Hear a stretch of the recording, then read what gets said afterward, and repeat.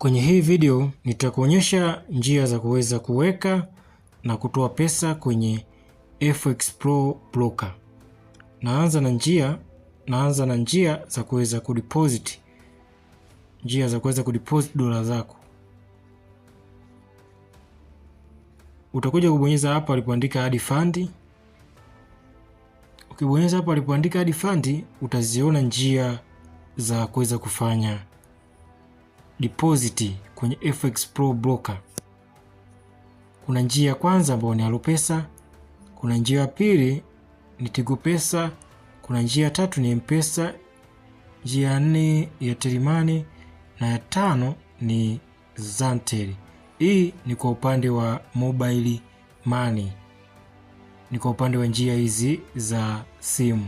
Kwa njia za simu zote zipo kwenye FX Pro, unaweza ukadeposit. Lakini pia kuna bank card. Unaweza ukadeposit kwenye FX Pro Broker kwa kuweza kutumia bank card. Kama hii unavyoona kuna Visa pamoja na Mastercard.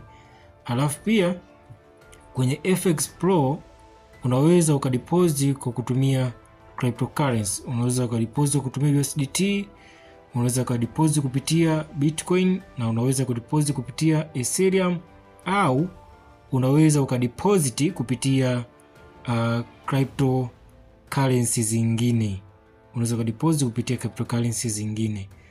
Sasa hii deposit ya hizi cryptocurrency inamaanisha una deposit cryptocurrency ambazo zinakuwa zina thamani ya dola fulani. Kwa hiyo hazitakwenda kusoma ni cryptocurrency, zitasoma dola, kwa hiyo usiogope. Alafu pia unaweza kudeposit kuweza kutumia Skrill. Pia unaweza kudeposit kupitia benki transfer, maana moja kwa moja hii. Kwa hizi ndizo njia za kuweza kudeposit kwenye FX Pro Broker.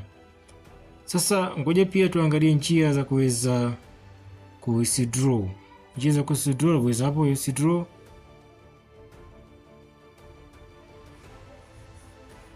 Mara zote njia za kuwithdraw zinakuwa ni zile zile tu za kuweza kudeposit. Unaona hapa mpaka nikitaka kuweza kufanya muamala. Kwa always njia zinakuwa ni zile zile tu. Njia zinakuwa ni zile zile tu. Kama tu deposit kupitia M-Pesa, Alopesa, kwa njia za kuwithdraw zinakuwa ni zile zile tu. Hakuna kinachobadilika.